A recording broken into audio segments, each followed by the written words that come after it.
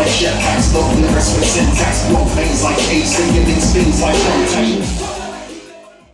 Hey, what's up, everybody?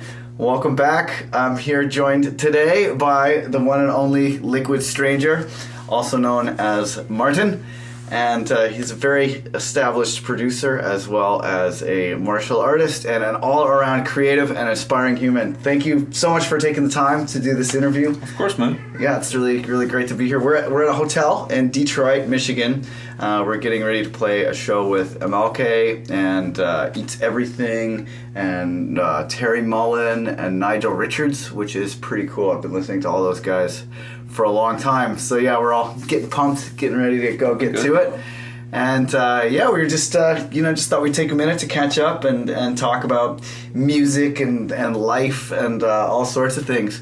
So Martin, you're a very seasoned producer and you have many releases under your belt. Can you talk a little bit about how your musical development has progressed over the years, like where you started and where you've kind of progressed to, and just how that's gone down? Sure. Well, I started as a pianist actually, just when I was a little tiny guy.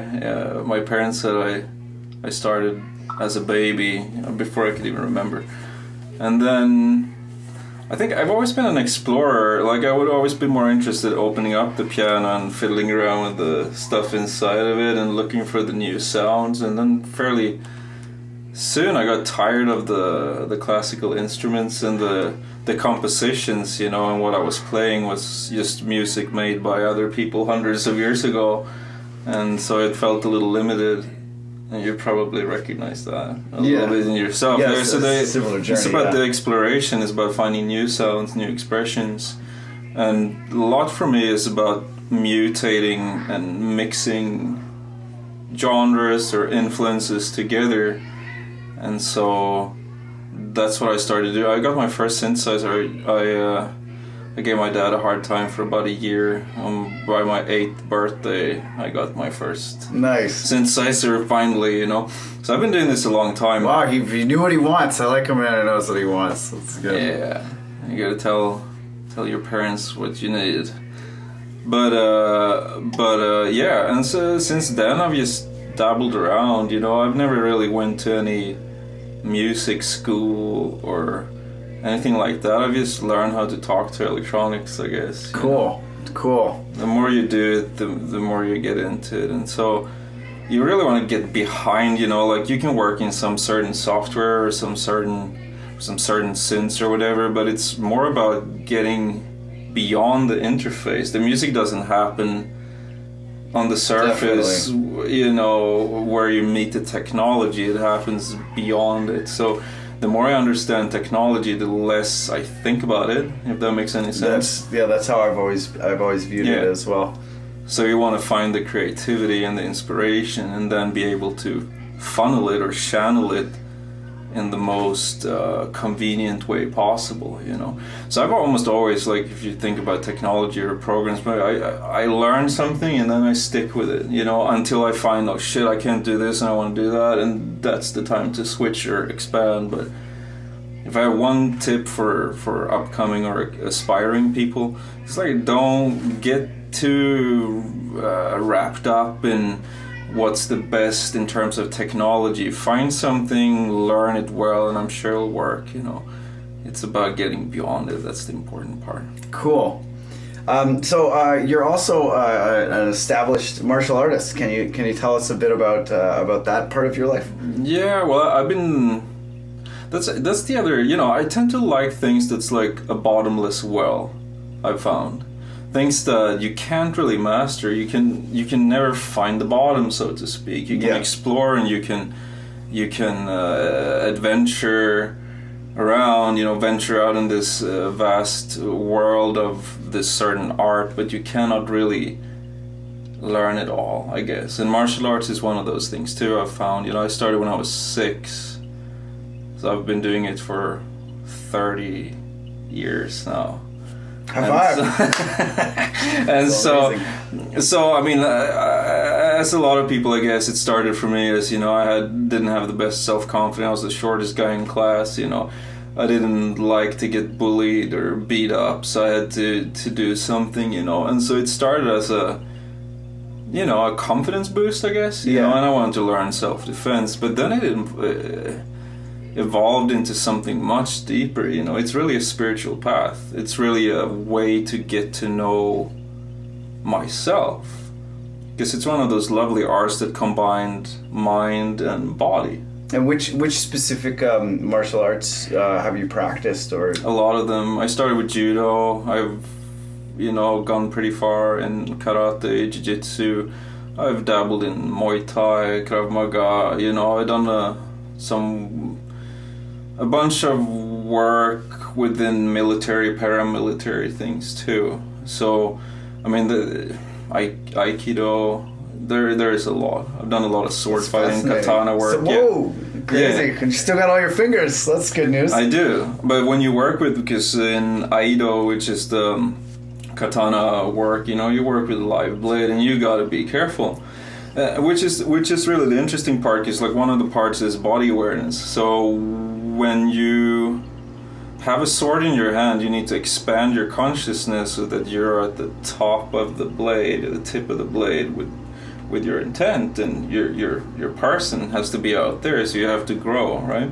It's a good analogy to compare it when you drive a car. Yeah. You can't just be in your body. You got to be out there. You got to be perceptive of what's going on. You'll crash. You'll drive into something.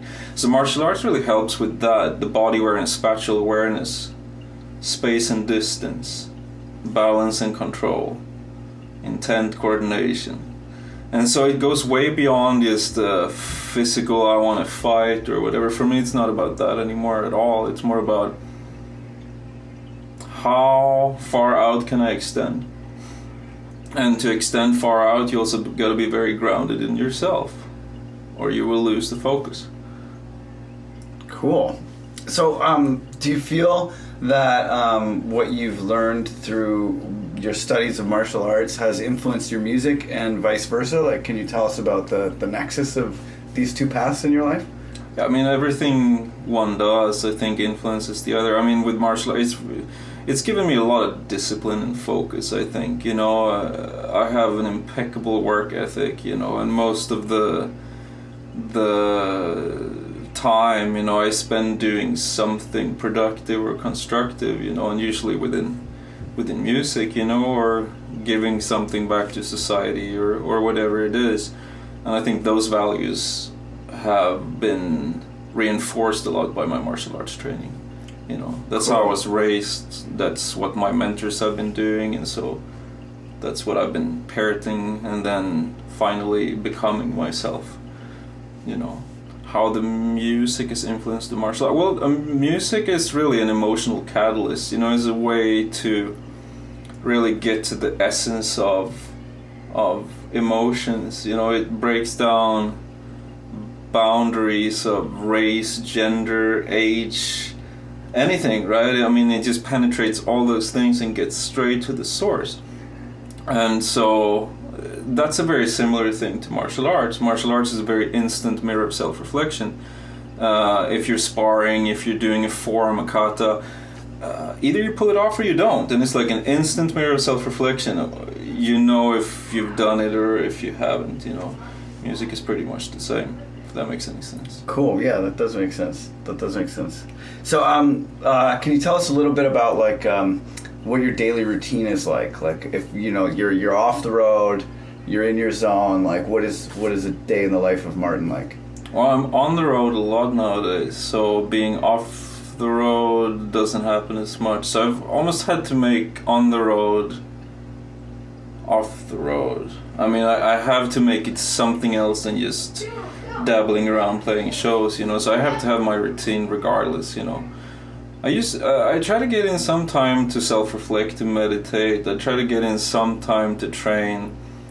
And then a lot of work. I think I work more than anyone else I know. I wouldn't be surprised. The man's a beast, ladies and germs. He's a beast. And that's also, I mean, making music is one of the things I enjoy the most, and that's where I get a lot of pleasure out of it, and a lot of you know, it's one of those things that makes life worth living for me. So my work is my hobby, my passion too, you know. And that, you know, like being on the road a lot, I try to stay as healthy as possible, as sober as possible. You know, I don't drink alcohol, for example. It's just a waste of time. You know, I don't want to make my life more complicated than it already is, so to speak. So everything that makes it easy, you know, and being healthy makes life easier. It really does. Cool. So, can you tell us a little bit about about some of the music that you've been making lately? Because there's been this slew of releases in the past couple months. Yeah, you made a really dope remix too. Yeah, I'm excited. That's gonna come out here in a little bit. We're just waiting for a couple of other. Cool. Yeah, I have the master now, by the way. So, good. Thanks. Yeah, I can give it thanks. to you. Yeah, it's very good. Yeah, I'm pretty excited about it. Are you gonna play it tonight? I was planning on it. Yeah. Because otherwise I will. Uh-oh. Maybe we'll play it twice, you know, it doesn't hurt. But yeah, so I always keep making music, and I would say like maybe 90% of what I make remains unreleased. You know, I have hundreds and hundreds, probably thousands of songs on my computers and hard drives that I make in different. I work really fast, you know. I can make a tune in a couple of hours, like 5 hours. I almost have the philosophy that if nothing has happened, if I don't have a good foundation in a couple of hours, it probably wasn't such a good idea to begin with. You know, I don't force it. I don't usually sit and like, no, it's got to be like this. And I found like the less I control it, the less I let my ego step in. It's like, and it also makes it so that I don't sound like other people so much, which I've find is, you know, it's pointless. But anyways, yeah, so I make a lot of tunes, and then I usually send it to my management, or let some friends just listen to it, and then my friends and management is like, yeah, this is good, and then that's what ends up getting released. Cool. I listen to a lot of other people, because like I don't really have that distance to it, if that makes any sense. Like I've made all of it, so there's a certain part of me and everything, and so I understand it, but and like it to a certain extent, but then, you know, it's got to make sense, and it's got to be able to sell. And so lately, you know, rewind time back 3-4 years, I used to make a lot of more harder dubstep and that type of stuff, and it gets kind of old when you only do one thing. So like lately I've tried to deliberately, if there's anything that's deliberate, like I try to not release as much of that music, even though I still make it. I play it at shows and stuff. I play pretty hard stuff still out, but I wanted to give my fans something else, you know. As the market got more and more saturated with dubstep producers, I feel, okay, maybe my work there is done, I can move on and continue to explore. I've been a big fan of the new releases. The Anomaly ones, yeah. Yeah, they've been really great. And one thing that I think really, you know, stands out, in addition to the creativity and quality of the production, is that you've been working with all of these different really amazing vocalists, and you've been able to get like top-notch performances out of these vocalists. Can you say a few words as far as, you know, seeking out vocalists and working with vocalists is concerned?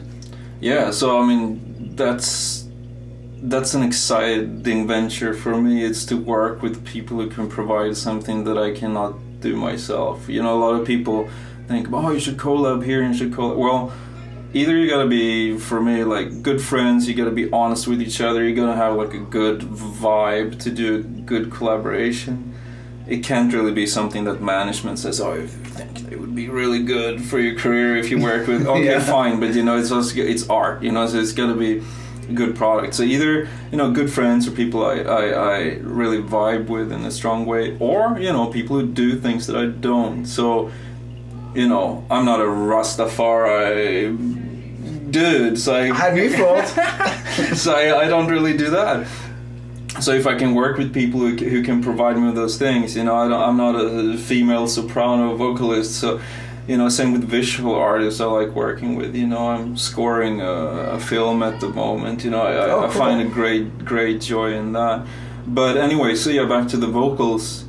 yeah, it's interesting, you know. A lot of those, there's like I sent something to them and they sang over it, and then I just took away my song and built something totally new around their vocals. Or they seem very integrated in all the releases. Yeah, and so I was really happy with it. You know, it's also a little bit of a it's unpredictable, right? You introduce a little bit more of chaos, and I like that. Chaos is the free will of God in my world. So yeah, we all need chaos. Chaos is the step that comes before completion. I like that. Yeah. So you've had these interests for as you said, like the vast majority of your life. You've been focusing on music and on martial arts. If you had a time machine and you could go back and tell the younger you any piece of advice, what would you tell yourself in the past? Study harder in school. Okay. That's one of those things, I was kind of understimulated in school. Yeah. A lot, and a lot of that time I used to do dumb shit, And so if I could rewind time, I would tell myself to like educate myself better, So even a man with such education and drive still wants to do better in school. So yeah. If you're young and you're in school, take heed. No, seriously, I mean, it's hard to know what you don't know, right? So sitting there in school, and I think that's a problem with our educational system, is gotten institutionalized to a point where there is less practical examples or explanations for the things. So you're sitting and learning algebra, but you don't learn the concept around why and what you're going to be using it for.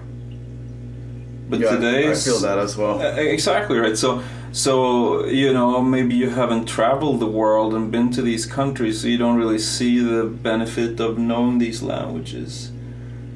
And then when you become an adult and you start getting out in the world, you realize, holy shit, I don't barely know anything. And then you're already wrapped up in the go of all the things you're doing. The truth is that the time in school was probably the calmest and least taxing time in my whole life, even though I didn't really look at it that way then. Compared to how much I work now, school was just like really nothing. So what do you do for fun?